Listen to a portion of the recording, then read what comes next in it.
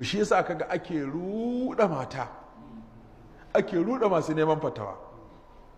sai mace ta bugo akarama kallah an ce na mijina ne ya sake ni ina al'ada, an ce to yanzu mun je mun tambayi wani malami ya ce wannan saki yayi, to kuma mun tambayi wani malami ya ce wannan saki yayi, ce tun farko haka ake dama bai yi ba yayin nan dama haka ne tun asali. su manyan malaman suka fara ruɗa suka ce kun ga na Umar ai ba za ka samu ɗa kamar Abdullahi dan Umar ba, ko ba za ka samu uba kamar Umar ba. Duk da Umar bai gaya ma Abdullahi dan Umar dalilin da yasa ya ce saki matarsa ba, amma an tabbatar Umar ba son zuciya akan dalilin da yake son ya raba Abdullahi bin Umar da matarsa.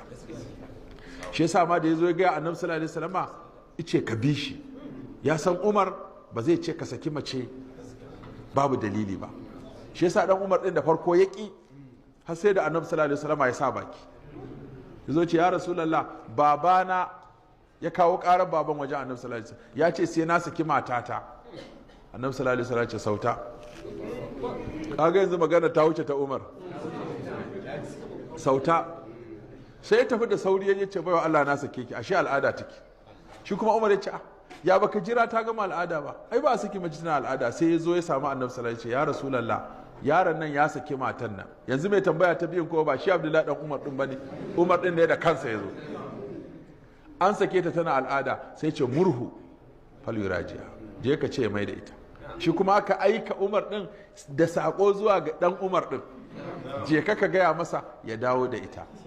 Sai ta gama wannan jinin ta yi tsarki, ta kuma yin wani jinin kuma na biyu ta yi tsarki, to daga nan idan yana son arabin sai arabu, in kuma an haƙura sai a ci gaba da zama.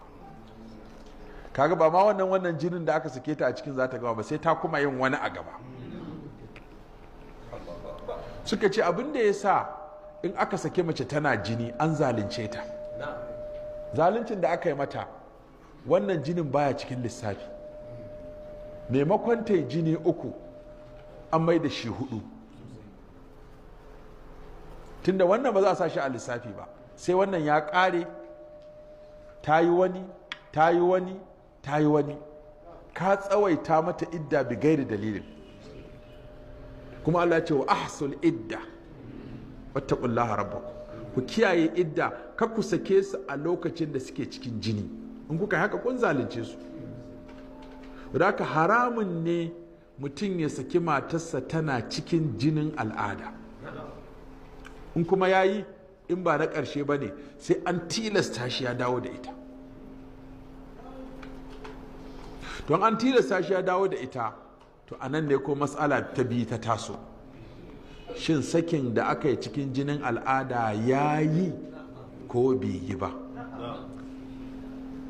Abu Hanifa da Malik da Shafi'i da Ahmad sun ce yayi. Wa kake da shi malamin da ya kai waɗannan? Na? Yawwa sun ce yayi.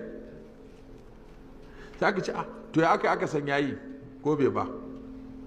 Sai aka ce shi Abdullahi dan Umar din shi aka sama, sahibul kissa din. Aka ce gafarta malam, almajiransa suka taru suka ce gafarta malam, wai matan nan taka da ka saki tana al'ada, wannan sakin an sa shi a lissafi ko ba sa shi a lissafi ba? Ya ce an sa shi. Sai wasu malaman kuma suka ce ai mu mun tambaye shi ya ce ba a sa ba. Sai malaman suka rabu biyu, waɗannan suka ce mu mun tambaye shi ya ce wannan sakin an sa shi a saki, wasu suka ce mu ko mun tambaye shi ya ce ba a saka. Sai aka ce to shikenan yanzu a zo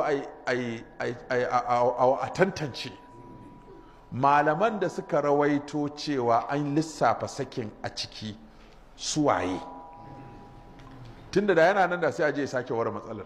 Wanda suka rawaito ba a saka ba suwaye, sai aka ware su, aka lissafa adadin malaman, aka ware waɗannan aka lissafa, sai aka ga malaman da suka ce suka rawaito daga gare shi cewa an saka wannan sakin a cikin saki manyi jibga-jibga sun fi masu ƙarfin a ilimi sun fi yawa a wannan janibin. To kaga in za ka bi tarjihi na yawan karatunsu sai ka rinjaye da ɓangaren cewa an saka auren, wanda shine Albani a cikin littafinsa na Irwaƙul Galil mujalladi na 6 ya tafi akan cewa lalle wannan yayi.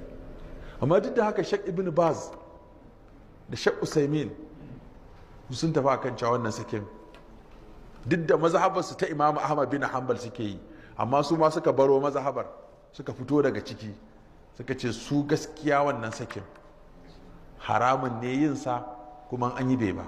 To shi yasa kaga ake ruɗa mata, ake ruɗa masu neman fatawa.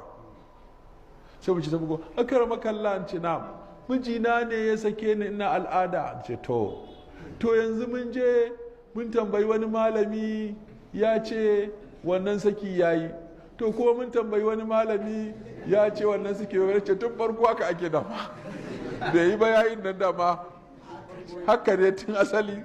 Su manyan malaman suka fara ruɗa mu tun farko, da sun ce mana duk sun tafi akan bai yi ba da mun huta, da sun tafi akan yayi da mun huta.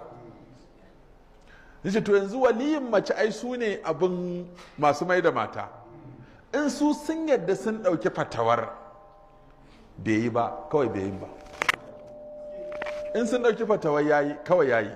To haka me iya mata suka ce, to kuma fiwa iyayen mata zaka tara tsofaffi ne, su kuma tsofaffi yan malikiya ne, don ba za su tambayi kowa ba, za su je zaure ne. Suka zaure suka samu malamin fiqhu, shi kuma kaulan wahidan ne. Yawa in ka ji ana wani shafi'iya ta ce malikiya ta ce, duk ire-iren mu ne masu malikiya shafi'iya ta ce, amma in ka je zaure sha zai ta saku ba ma zai kama wani saɓani ba. Hakan ka samu alƙali, duk alƙali a kotuna dama ta riga ta saku. To in ka samu alƙalin da ya ritaya ko mai ci aka je masa da fatawa, ba zai ba da saɓanin akasin abin da ya san in an je kotu matsala za ta faru ba.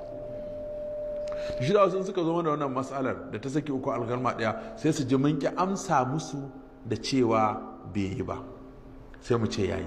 Sai ce to a lokacin kuna hizba kuma kuna cewa bai yi bance, lokacin idan mun faɗi haka alƙalai muke kira su zo su mai da shi hukunci. Yanzu ya tashi daga fatawa ya koma hukunci. Idan wani ya ɗauko matsalar ma ya ce bai yadda ba, sai dai ya appeal.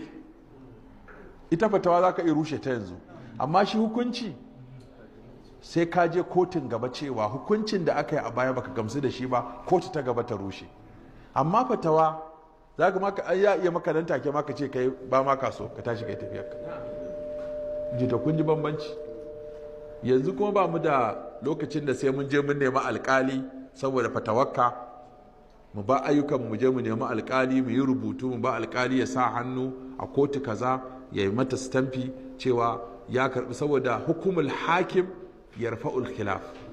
Idan alkali ya yi hukunci akan mas'ala to ya tura saɓani, yanzu ta tashi daga fatawa ta koma hukum. Hukunci kawai shi kenan abinda kotu za ta yi kenan. Ba za ka je kotu gaba alkali ka ce kai shafi'iya kake ko hambaliya ko hanafiya ba, kawai abinda ke gabansa zai yanke maka hukunci da shi kawai. Yauwa.